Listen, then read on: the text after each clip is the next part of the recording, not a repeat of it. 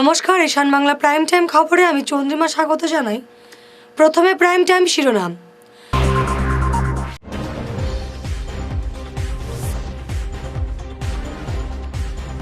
শিলচরে ৩,০০০ কোটি টাকায় হবে বিমানবন্দর, ঘোষণা মুখ্যমন্ত্রীর।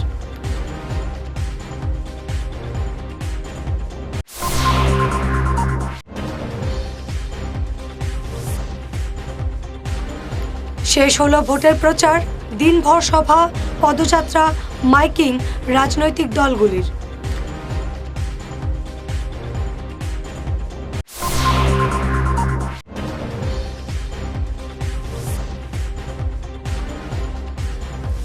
হিমন্তের র্যালির জবাব দিতে শিলচরে বড় র্যালি দিলীপের।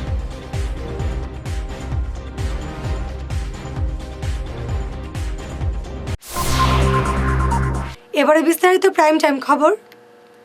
শিলচরে ৩,০০০ কোটি টাকার ব্যয়ে নতুন একটি বিমানবন্দর হবে। মেহেরপুরের জনসভায় একথা ঘোষণা করলেন মুখ্যমন্ত্রী সর্বানন্দ সোনোয়াল।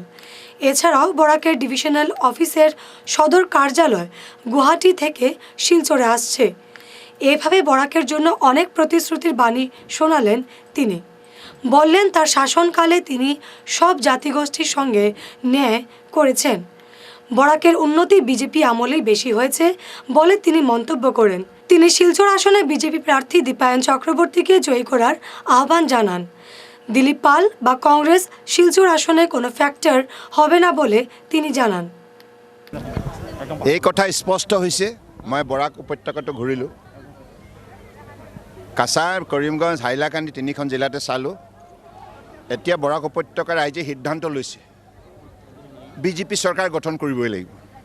কাৰণ বৰাক ব্ৰহ্মপুত্ৰ পাহাৰ ভৈয়াম আজি প্ৰতিখন জিলাত ৰাইজে আমাৰ কাৰ্যকালত সুৰক্ষা পাইছে, উন্নয়ন পাইছে, সন্মান পাইছে, আৰু আটাইতকৈ ডাঙৰ কথা হৈছে শান্তি, যিটো কাম কংগ্ৰেছে ৬০ বছৰ কৰিব পৰা নাছিল। গতিকে এতিয়া অসমৰ প্ৰতিখন জিলাই অগ্ৰগতিৰ ক্ষেত্ৰত দৃঢ়তাৰ আগবাঢ়িছে। কংগ্ৰেছে যিমানেই প্ৰচাৰ নকৰক কিয়, কংগ্ৰেছক আৰু এতিয়া মানুহে মনত নলয়। কংগ্ৰেছ আৰু AIUDF এই দুইটা শক্তি কোনো যুক্তিতেই অসমৰ ৰাইজৰ শুভাকাংক্ষী নহয়। তেখেতসকলে কেতিয়াও তেখেতসকলৰ কংগ্ৰেছৰ দীৰ্ঘদিনীয়া কাৰ্যকালত এই কথা প্ৰমাণ কৰিব নোৱাৰিলে যে তেখেতসকলে অসমৰ উন্নতি বিচাৰে, সমন্বয় বিচাৰে, ভাতৃত্ববোধ বিচাৰে। কিন্তু বিজেপিয়ে এইটো প্ৰমাণ কৰিলে ৫ বছৰত যে আমি কেনেধৰণে দুইটা উপত্যকা আৰু পাহাৰৰ জিলা ভৈয়ামক লগত লৈ আজি অসমক ভাৰতবৰ্ষৰ বুকুত শক্তিশালী ৰূপত গঢ় দিয়াৰ ক্ষেত্ৰত সফলতা অৰ্জন কৰিব পাৰোঁ। গতিকে কংগ্ৰেছ আজি তাৰিখত যদি সঁচা কথা কোৱা যায়, AIUDF আৰু কংগ্ৰেছ মিলিত প্ৰচেষ্টাৰে কেৱল অবৈধ বিদেশীক নিৰাপত্তা দিয়াৰ কথাই তেখেতসকলে ভাবে, আমাৰ ভাৰতীয় সমাজখনক নিৰাপত্তা দিয়াৰ কথা কেতিয়াও নাভাবে। গতিকে সেইকাৰণে অসমৰ ৰাইজে তেখেতসকলক প্ৰত্যাখ্যান কৰিছে আৰু বৰাকৰ উন্নয়নৰ বাবে বৰাক উপত্যকাৰ ৰাইজে সিদ্ধান্ত লৈছে যে বিজেপিকে ভোট দিব লাগিব। কাৰণ বিজেপিয়ে যোৱা ৫ বছৰ বহুত ভাল কাম কৰিলে। ৰাস্তা পদূলি, দলং, medical college, dental college, engineering college, আৰু ইয়াত নতুন এয়াৰপৰ্ট, মিনি ছেক্ৰেটেৰিয়েট আৰু ডিভিজনেল অফিচ, এই সকলোবিলাক কাম বিজেপিয়ে কৰিলে। কংগ্ৰেছৰ কাৰ্যকালত বৰাকক বিৰাট অৱহেলা কৰা হৈছিল, টোটেলি নেগলেক্ট কৰা হৈছে। সেইকাৰণে বৰাকৰ মানুহৰ খং আছে কংগ্ৰেছৰ ওপৰত, আৰু এই খঙৰ প্ৰকৃত উত্তৰ এইবাৰ নিৰ্বাচনটো পাব। কংগ্ৰেছ শূন্য হ'ব ইয়াত, কোনো ফেক্টৰ নহয়। ইয়াত অলৰেডি শিলচৰ ৰাইজে, এইখন ১৫০ বছৰীয়া চহৰ, এইখন ঐতিহ্যমণ্ডিত চহৰ, ইয়াৰ ৰাইজ সজাগ সচেতন, আৰু তেখেতসকলে জানে যে বিজেপি চৰকাৰ গঠন কৰিব। গতিকে সেইকাৰণে বিজেপিক ভোট দিব, কিয় বেলেগক ইণ্ডিপেণ্ডেণ্ট বা কোনোবা বেলেগ কংগ্ৰেছক ভোট দিব? কাৰণ যি চৰকাৰ গঠন কৰিব নোৱাৰে তাকতো শিলচৰ ৰাইজে কেতিয়াও ভোট নিদিয়ে। কোনো যুক্তিতে সেইবিলাক কথা অপপ্ৰচাৰ, এতিয়া সেইবিলাক নচলে। মানুহে বুজি পায় শিলচৰ মানুহৰ মাজত অপপ্ৰচাৰ কৰি লাভ নাই, আৰু শিলচৰ মানুহ শিক্ষিত, সাংস্কৃতিকবান।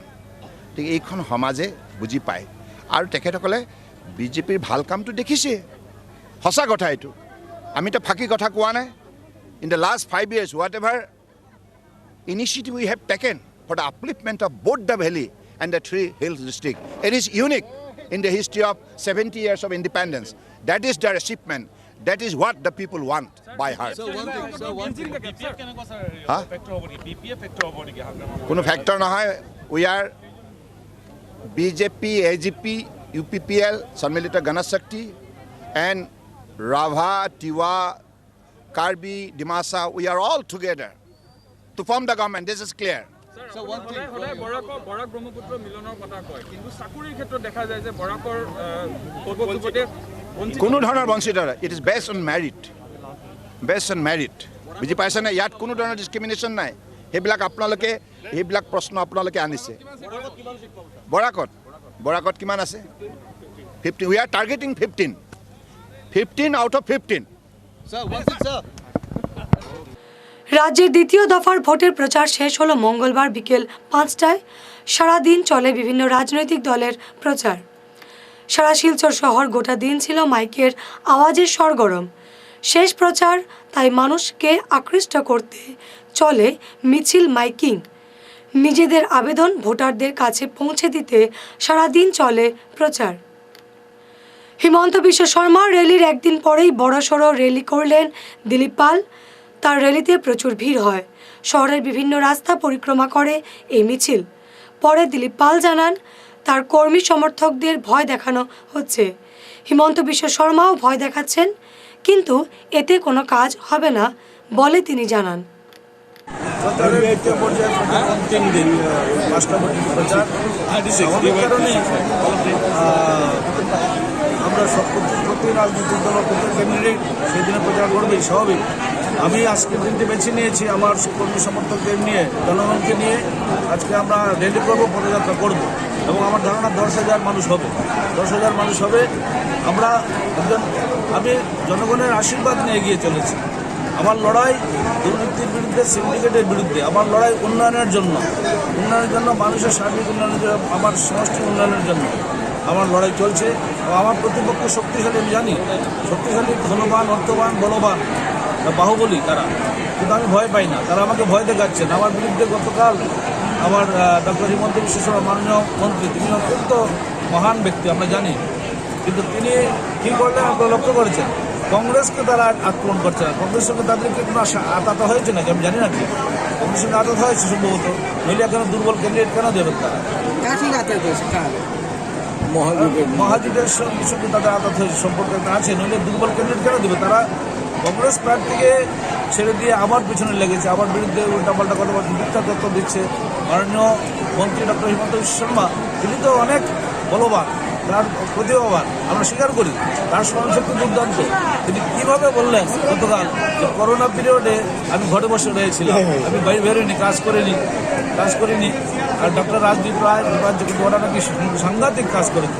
ডক্টর রাজদীপ রায় কী করেছেন, কালীবাড়ি চলে গিয়ে 1000 মাস্ক দিয়েছেন, মানে 5,000 টাকা। সেটাও এই মাস্কগুলো শুনেছি সরকারি মাস্ক, এটা তার বাড়িতে স্টোর করা ছিল, শুনেছি। তো এইভাবে তার বাকি সময় তিনি মেডিকেল কলেজে বসে তার ব্যবসা বাণিজ্য চালিয়ে গিয়েছেন, তার নার্সিংহোমে বসে অপারেশন করেছেন, তার চিকিৎসা করেছেন করোনা পিরিয়ডে, সবাই জানি।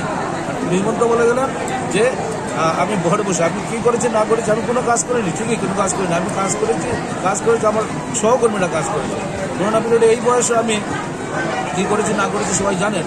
কোভিড ইউনিটে গিয়েছি, কোভিড পরে শ্মশানে 38 জন মৃতদেহ দাহ করার সঙ্গে সাহায্য করেছে। তো রিলিফ দিয়েছি প্রায় 20,000 পরিবারকে, 20,000 পরিবারকে প্রাণ সামগ্রীর সেবা করেছে। এটা আমি দিয়েছি নয়, এটা রাজ্যের জনগণের সহযোগিতা আমি করেছি। আমি সিন্ডিকেটের বিরুদ্ধে সরব হয়েছিলাম। লক্ষ্য করবেন মাননীয় মন্ত্রী সিন্ডিকেট নিয়ে কিন্তু কোনো উত্তর দিতে পারেননি আজ পর্যন্ত, আমার অভিযোগ এখন খণ্ডন করতে পারেননি। রাজদীপ রায় বলুন, রাজদীপ রায় সাহস হয়নি শিলচর সমষ্টিতে মিটিং করা। একটি বড় অমিত শাহ এলেন, স্টেজে ছিলেন, হিমন্তবাবু এলেন, স্টেজে ছিলেন, বাস সিলাইটের সঙ্গে একটা মিটিংয়ে দেখা গিয়েছে। আর বাকি সব কোনো জায়গায় তার সেই সাহস কেন হয়নি? আসলে তার চরিত্র মুখোশ খুলে গিয়েছে। এখন তারা আমাকে মানে মিথ্যা কথা বলে আমাকে আমার ভাইয়ের ব্যবসা বন্ধ করার হুমকি দিচ্ছে। যাই হোক, জনগণ সেটা বিচার করবেন, আমি জনগণের কাছে বিচার পাচ্ছি। আবহাওয়া খারাপ হওয়ায় শিলচর বিমানবন্দরে অবতরণ করতে পারল না কংগ্রেস নেতা রাহুল গান্ধীর বিমান, যার ফলে কাছাড়ে কোনো সভা করা সম্ভব হলো না। তাকে বিমানবন্দরে স্বাগত জানাতে উপস্থিত ছিলেন এআইসিসি পর্যবেক্ষক জিতেন্দ্র সিং, সুস্মিতা দেব সহ বিশিষ্ট কংগ্রেস নেতারা।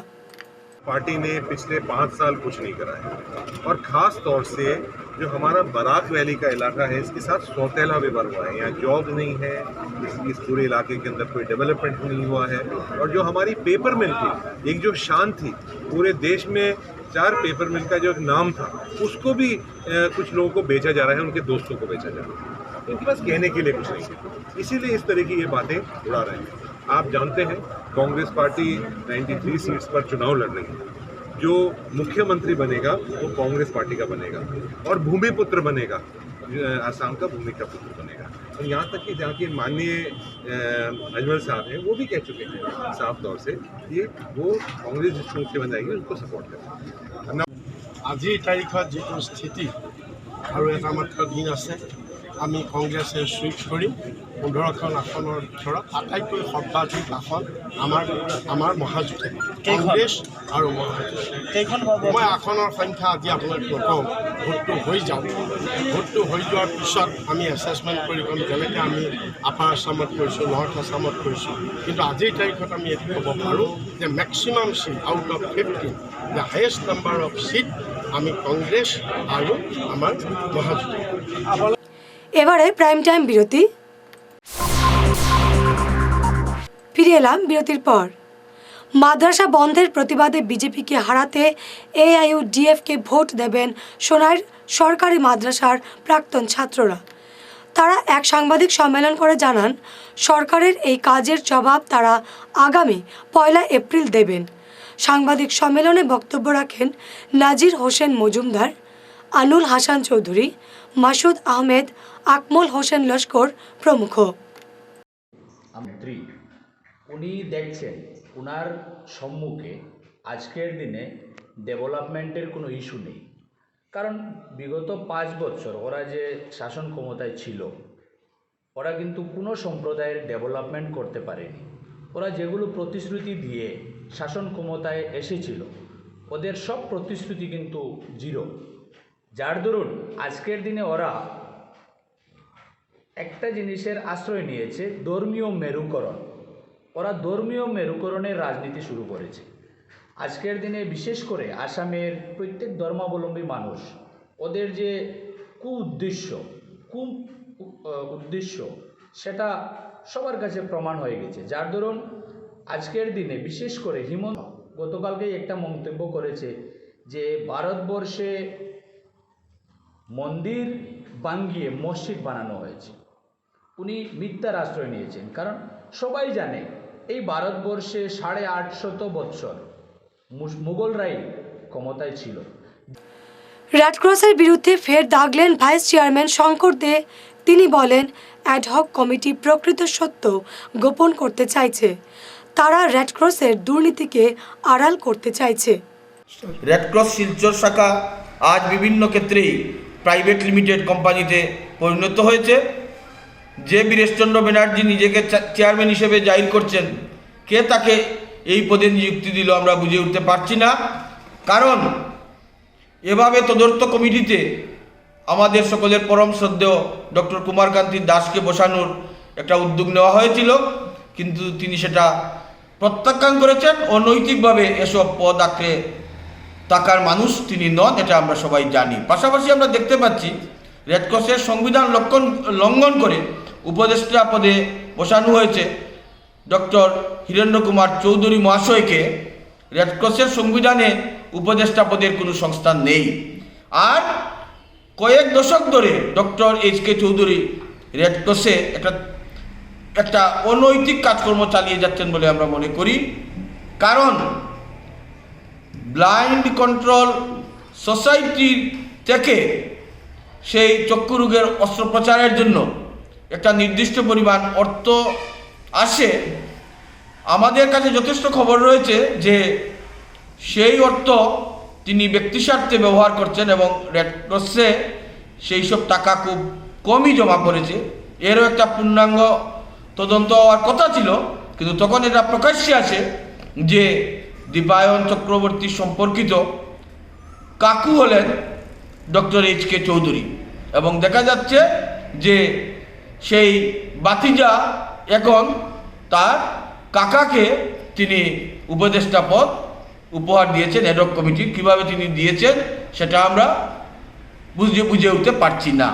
পাশাপাশি দেখা যাচ্ছে যে রেডক্রসের যারা সদস্য রয়েছেন, আজীবন সদস্য এবং সহযোগী আজীবন সদস্য, তাদের ডিজিটাল আইডেন্টিটি কার্ড দেওয়ার জন্য টাকা নেওয়া হয়েছিল, কিন্তু এতগুলো মাস পেরিয়ে যাওয়ার পরও আজ পর্যন্ত সেই কার্ড দেওয়া হয়নি। নতুন সদস্য পদের জন্য যারা আবেদন করেছিলেন সেটাও কার্যত হিমঘরে রয়ে গিয়েছে। লামডিংয়ে কংগ্রেস প্রার্থী স্বপন করের হয়ে প্রচার চালালেন এআইসিসি মুখপাত্র শর্মিষ্ঠা মুখার্জি। তিনি বিজেপির সমালোচনা করে বলেন, এরা শুধু বিভাজনের রাজনীতি করছে। তিনি কংগ্রেসকে সমর্থন করার আহ্বান জানান। দেখুন, এটা তো এখন ক্লিয়ার হয়ে গেছে কি আসামে কংগ্রেস সুইপ করছে, কারণ আপার আসামটা কংগ্রেসের জন্য ক্রিটিক্যাল। কিন্তু ভোটের পরে আমাদের যে অ্যাসেসমেন্ট, আর এই অ্যাসেসমেন্ট আমি প্রচুর লোকেদের কাছ থেকে শুনেছি যে আমরা আপার আসামে অত্যন্ত ভালো করব, আর আপার আসামে আমরা যদি আমাদের যেরকম আশা ছিল তার থেকেও বেশি ভালো করব, সুতরাং অন্যান্য জায়গায় আমরা সব সুইপ করব। আর এর আগে আমি বরাক ভ্যালিতে প্রায় 4-5 দিন প্রচার করে এসেছি, সেখানেও অত্যন্ত ভালো, অত্যন্ত আমাদের পক্ষে একটা হাওয়া বইছে। সুতরাং এবার আসামে মহাজোটের সরকার হবে। বিজেপির 100+, বিজেপি যদি 100+ হয়, মনে রাখবেন জিনিসপত্রের দামও 100+ হবে। পেট্রোল অলরেডি 100+ হয়ে গেছে, গ্যাস সিলিন্ডার 1000+ হয়ে গেছে। সুতরাং বিজেপি এখন আসামের লোক ভালো করে এই কথাটা বুঝে গেছেন যে বিজেপি বলছে সিট 100+, কিন্তু ওদের সিট 100+ হলে যে আসামের জনগণের কি দুরবস্থা, সুতরাং সেটা আসামের জনতা ভালো করে বুঝে গেছেন। সুতরাং তারা আর বিজেপির ওই ভুয়ো প্রচারে আর বিশ্বাস করেন না। সংবাদ শেষ করার আগে শিরোনাম আরও একবার।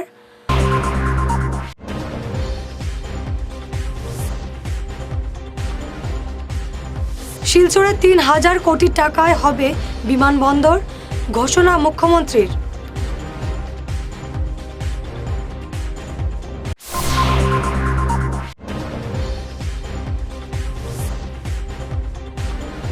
শেষ হলো ভোটের প্রচার, দিনভর সভা, পদযাত্রা, মাইকিং রাজনৈতিক দলগুলির।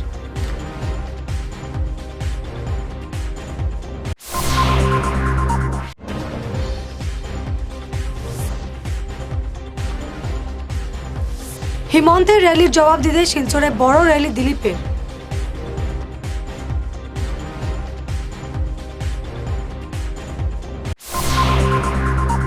আজকের মতো সংবাদ এই পর্যন্তই। নমস্কার।